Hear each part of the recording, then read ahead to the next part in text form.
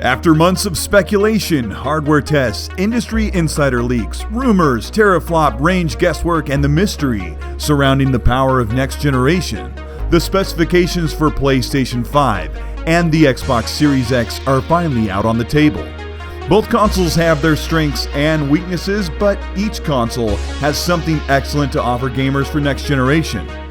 But can Sony and Microsoft deliver an affordable console that meets the lofty expectations that all of this hype has generated?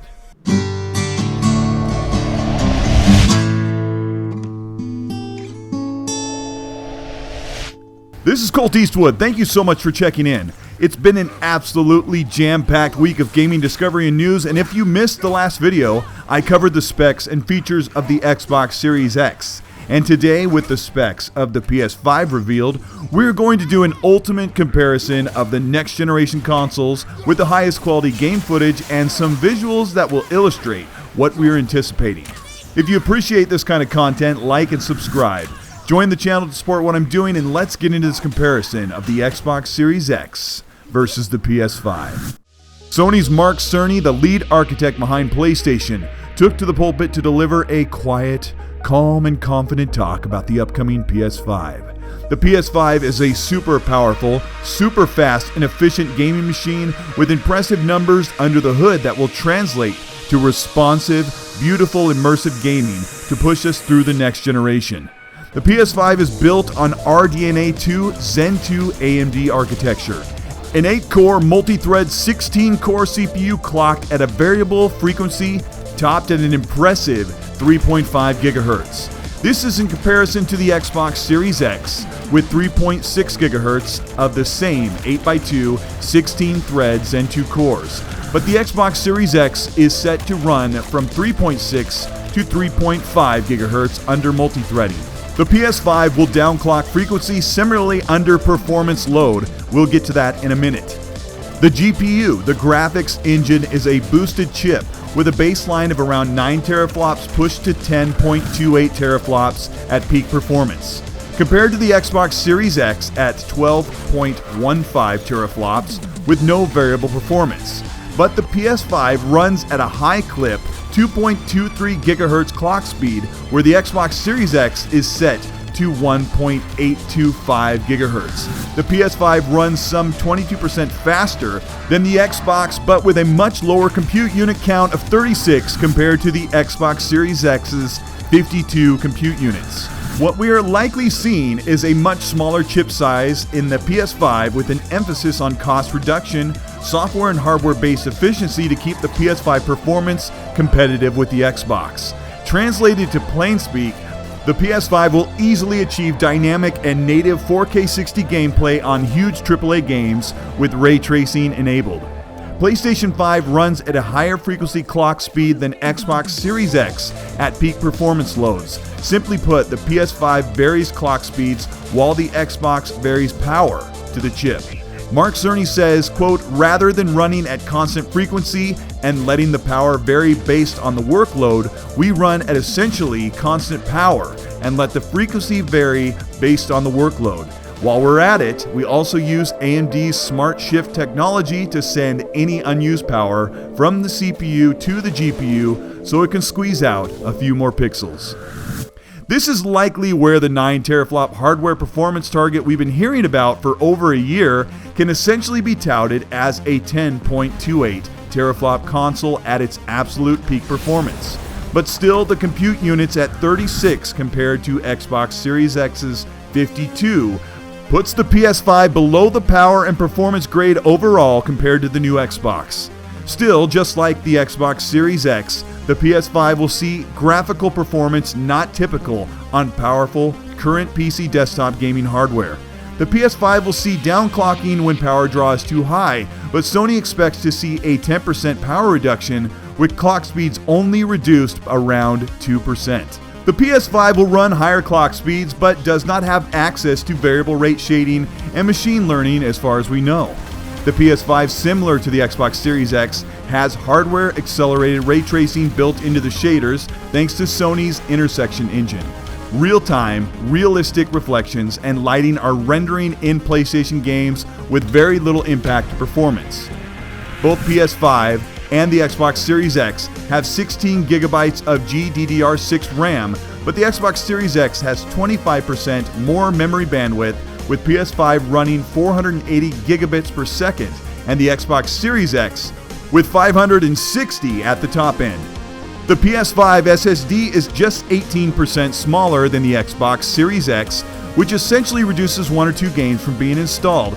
But the SSD is where the PS5 really shines and finally takes a major advantage over the Xbox Series X.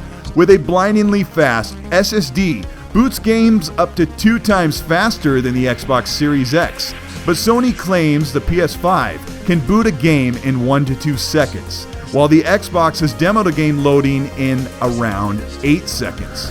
The SSD has a custom flash controller using 12 channels to run raw, uncompressed game information into the game world, pushing bandwidth up to 9 gigabits per second compared to the Xbox Series X's 4.8. 2 times faster loading. What does this mean for PS5 and Xbox owners? Well, a game may boot up in 2 seconds for the PS5 and 6 to 8 for the Xbox Series X. Both will have their own efficiency methods to use the proprietary hardware and software. Overall, the PS5 comes out with a more affordable and faster SSD.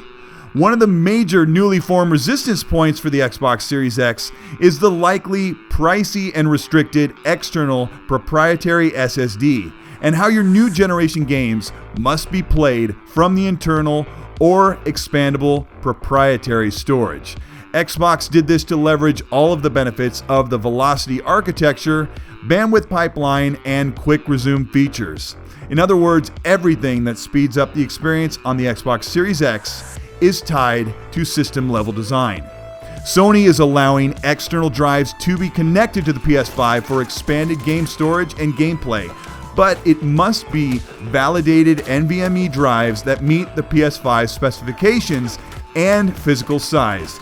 PCIe M.2 drives compatible with the PS5 requirements are not available on the market right now. It's a big question if a third-party, let's say a $100 SSD, will be available soon for the PS5, or if Xbox's proprietary Seagate SSDs will be similarly priced at all. For now, it looks like both Xbox and PS5 owners will rely on USB-connected drives to store their games and quickly transfer and install them internally when space becomes limited. Backward compatibility is also coming to the PlayStation 5, handled by Hardware Boost Mode. Each game, much like Xbox, has to be processed and approved individually by Sony's back compat team. In comparison, some 3,000 Xbox One games will be backward compatible on the Xbox Series X, as well as almost 1,000 Xbox Original and Xbox 360 games, some with full enhancements on the new Xbox.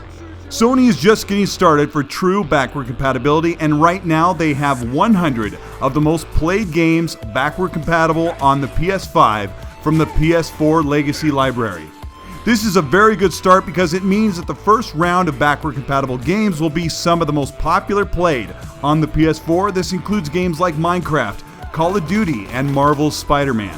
As far as PlayStation 1, PlayStation 2, and PlayStation 3 games being compatible on the PS5, right now it appears that Sony wants to offset the legacy titles to PSNow's service behind their subscription paywall. The clear winner here goes to Xbox. Sony's Tempest engine is providing 3D audio which accurately reflects, refracts, and occludes sound in an ambient environment to make the gaming experience more immersive and realistic.